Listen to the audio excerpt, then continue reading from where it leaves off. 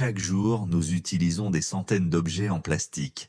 Mais d'où vient cette matière? Et comment la fabrique-t-on? Découvrons ensemble le fascinant voyage du plastique depuis le pétrole jusqu'à nos produits définis.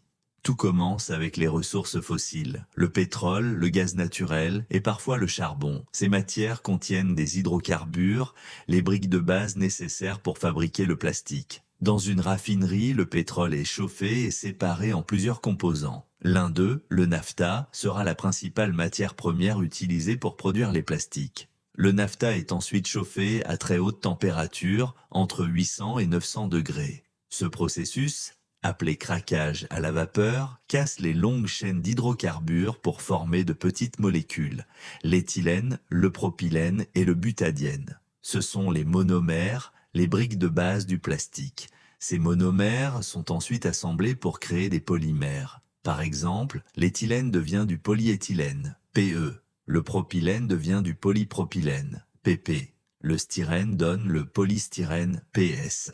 C'est la naissance du plastique à l'état brut.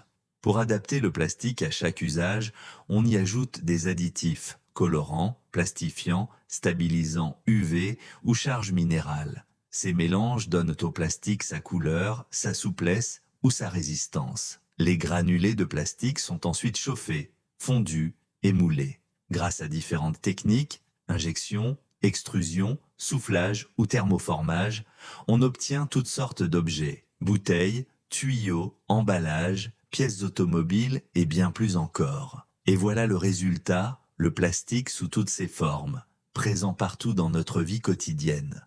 Une fois utilisés, les plastiques peuvent être recyclés. Certains sont broyés et refondus pour créer de nouveaux produits. D'autres sont décomposés chimiquement pour récupérer les monomères. Et parfois, ils servent à produire de l'énergie. De la molécule d'hydrocarbures aux produits recyclés, le plastique parcourt un long voyage industriel. Comprendre ce processus, c'est aussi mieux saisir les enjeux écologiques et les défis du futur. Et voilà, vous savez maintenant comment le plastique est fabriqué, de la matière première jusqu'à nos objets du quotidien. Si cette vidéo vous a plu, pensez à mettre un j'aime, à vous abonner et à activer la cloche pour ne rien manquer des prochaines vidéos.